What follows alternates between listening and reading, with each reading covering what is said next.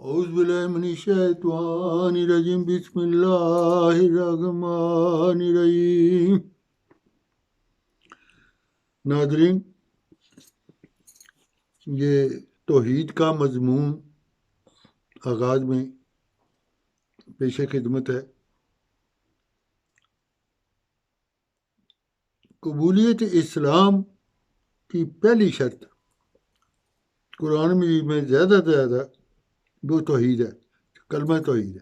قرآن مجید میں زیادہ سے زیادہ زور اللہ تعالیٰ کی توحید پر دیا گیا ہے۔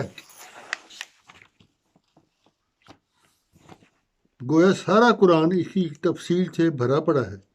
قرآن کریم باقی کتب الہیہ سے خاص طور پر ممتاز ہے۔ اس لحاظ سے وہ یہی صفت ہے، یعنی توحید کی، جو اسلام کو جو اللہ تعالیٰ کو سب سے زیادہ محبوب ہے، اس میں رکھنا ڈالنا یعنی شرک کرنا سب سے زیادہ ناپسند ہے۔ اسلام میں داخل ہونے کے لیے سب سے پہلی شرط توحید ہے۔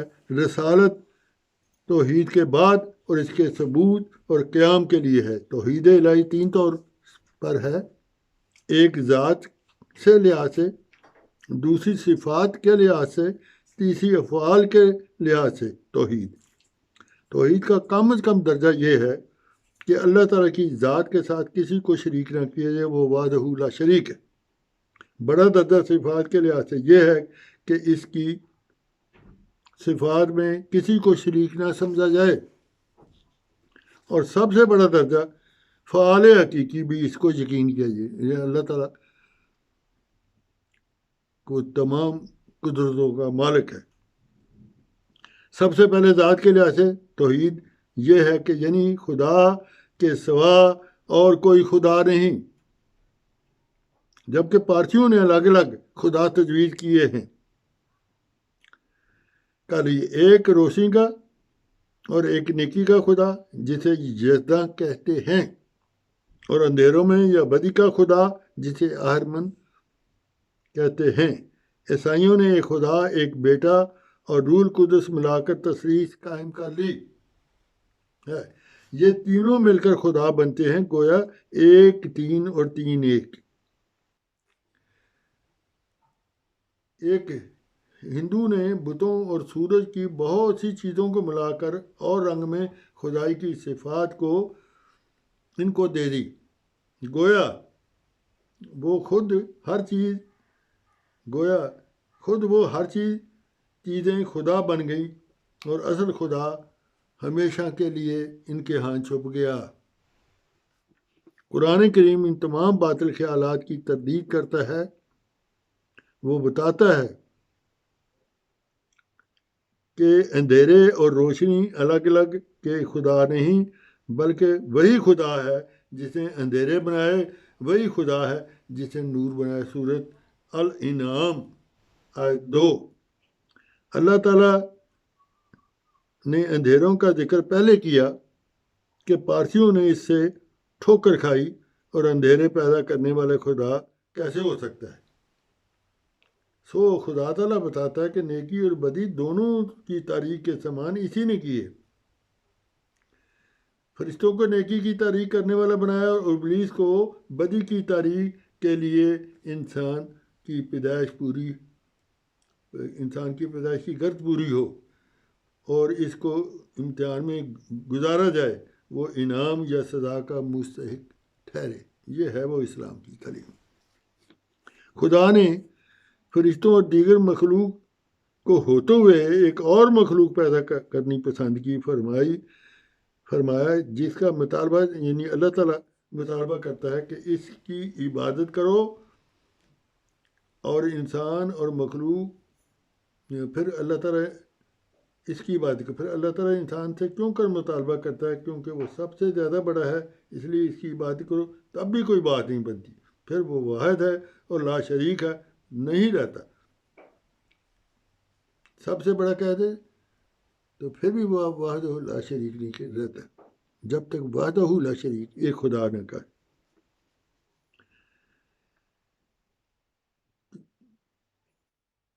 بس اس لیے اس کی عبادت کرو، تب بھی کوئی وہ وحدہ لا شریک نہ رہتا۔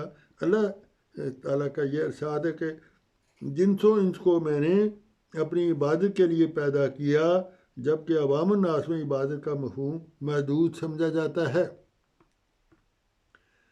یا لیا جائے تو بات نہیں بنتی۔ دراصل صفات الہیہ تقاضا کرتی ہیں کہ ان کا ظہور ہو، اور خالق ہونے کی اس صفت کے بار بار تقاضا کرتی ہے کہ تخلیق کا عمل جاری رہے، کہ آ رہی ہے دم بدم صدائے کن فیکون۔ ایک منٹ غور کیا جائے تو اگر آپ کی تخلیق کا عمل، اللہ کی تخلیق کا عمل رک جائے، رحمانیت کا عمل رک جائے، مالکیت صفت ختم ہو جائے، تو پھر اندیکھے خدا کو پر کون ایمان لائے؟ غرض اللہ تعالیٰ کی ہر صفت، سمیع ہونے کی صفت، کلیم ہونے کی صفت، ہر صفت جاری ہے، اور ربوبیت کے صفت کا تقاضا ہے کہ ایسی مخلوق بھی موجود ہو جو اپنے درجات میں ترقی کرے، اور ملائکہ ایسی مخلوق نہیں جو ایک حالت میں اپنی کوشش کی بنا پر اگلے درجہ میں ترقی کر سکیں، باوجود ہے کہ وہ ہر وقت تسبیح تمہید میں مصروف ہیں۔ انسان کو اللہ تعالیٰ نے ان صفات سے نوازا ہے کہ وہ اپنی کوشش اور عمل سے نکل کر ملائکہ کو بھی محض حیوانات کی سطح سے نکل کر، یعنی ملائکہ کو بھی پیچھے چھوڑ جاتا ہے۔ جس عبودیت کا ذکر اللہ تعالیٰ فرماتا ہے وہ عبودیت ہے کہ انسان جہاں تک ممکن ہو اللہ کی صفات کا مظہر بنے۔ جو نماز، روزہ اور دیگر عبادات اللہ تعالیٰ نے قائم کیے ہیں، وہ اس لیے ہیں کہ اللہ نے انسان کو اپنی شکل پر پیدا کیا۔ فرمایا اللہ تعالیٰ کیونکہ لطیف اور پاک ہے، ضروری ہے کہ انسان اس کا مظہر بنے۔ اس لیے خدا انسان کو ایسی چکی سے گزارتا ہے جس سے اس کی کثافتیں اور گند دھل جاتے ہیں، اور وہ صاف شفاف ہو کر اللہ تعالیٰ کی صفات کے نور کو اپنے دل میں منعکس کر سکے، یعنی انسان کا دل آئینہ بن جائے، وہ مظہر ہو جائے، اور اس آئینے میں صاف اور شفاف اللہ تعالیٰ کی صفات کو اپنے نور میں وہ منعکس کر سکے۔ صوفیہ کا کلام کے مطالعے سے کہ وہ انسان کا دل عرش جانتے ہیں اور خدمت خالق کو وہی خدا تک پہنچنے کا زینہ سمجھتے ہیں۔ خدا کے بندے، خدا کی طرف تیرا سفر اس کی رضا حاصل کے لیے ہے۔ اس سیڑھی پر پہلا قدم رکھ جو خدمت خلق ہے، اور جب تک تو چلے کا اس قابل نہ ہو جائے تو دوڑنے کی کوشش مت کر، زخمی ہو جائے گا، اور عین ممکن ہے کہ اوروں کو بھی زخمی کرے۔ اللہ تعالیٰ نے تیری ترقی کے مراحل مقرر کر رکھے۔ جب انسان بن کر بااخلاق بنتا ہے تب جا کر وہ باخدا بن سکے گا، یا ایسا راستہ ہے جس پر تیرے لیے روشنی کے مینار کھڑے ہیں اور راستہ کی نشاندہی کر رہے ہیں۔ حضرت مسیح موعود علیہ السلام کی دستے مسیحائی نے نیک بندوں کو کس طرح ڈھالا۔ رفقائے بانی سلسلہ احمدیہ نے پہلے سب کچھ کھویا اور پھر انہیں اللہ تعالیٰ نے انہیں خوب نوازا۔ سلسلہ بانیہ احمدیہ کے جو رفیق ہیں، رفقا ہیں، پہلے انہوں خاک میں خود ملے، یعنی سب کچھ کھویا، اور پھر انہیں اللہ تعالیٰ نے خوب نوازا۔ اس قدر بزرگ شخصیتوں نے جماعت کے لیے سب کچھ لٹا دیا۔ قادیان آ کر مسیح موعود کے در پر دھونی رما کر بیٹھ گئے۔ ان میں اعلیٰ تعلیم یافتہ لوگ بھی تھے، اگر چاہتے تو انہیں بڑے بڑے معقول مشاہرہ پر ملازمت مل سکتی تھی، لیکن وہ دنیا کی ملازموں کو لات ماری اور چند روپوں کی مشاہرہ کو قبول کری، اور کبھی حرف شکایت کا منہ سے نہ لائے۔ اپنے مسیح کے در کے ہو کر رہ گئے، بس خاک میں ملے تو اس کو ملتا ہے خدا۔ ان کی اولادیں بھی اللہ تعالیٰ نے خوب کو خوب نوازا، انہیں عزت بھی دی اور دولت بھی دی۔ بس اس قحط رجال کو دور کرنے کے لیے، خدا کو پانے کے لیے اپنی ترجیحات کی سمت درست کرنی پڑے گی۔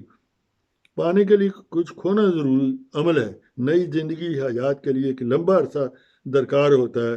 آج تک کوئی پھونک مارنے سے ولی نہ بن سکا، مجاہد کی بٹی میں سے ضرور پڑھنا پڑتا ہے۔ یہ خیال کیوں کیا جا سکتا ہے کہ اس کا محبوب پروردگار محض زبانی جمع خرچ سے مل جائے گا۔ یہاں تو دنیاوی محبوب اس طرح نہیں ملتا، وہ عشق کا ثبوت مانگتا ہے۔ کبھی وہ پہاڑوں کو چیر کر نہر لانے کو کہتا ہے، اور کبھی وہ کچے گھڑے پہ دریا کی لہروں کو کھیلنے کو کہتا ہے۔ کہ جائے کہ تمام جہانوں کے مالک کو حاصل کرنا، وہ چاہتا ہے کہ اسے تلاش کیا جائے، مگر اس کی قربت کا حصول سنگ لاکھ راستوں سے گزر کر ہی ملتا ہے۔ السلام علیکم ورحمۃ اللہ وبرکاتہ۔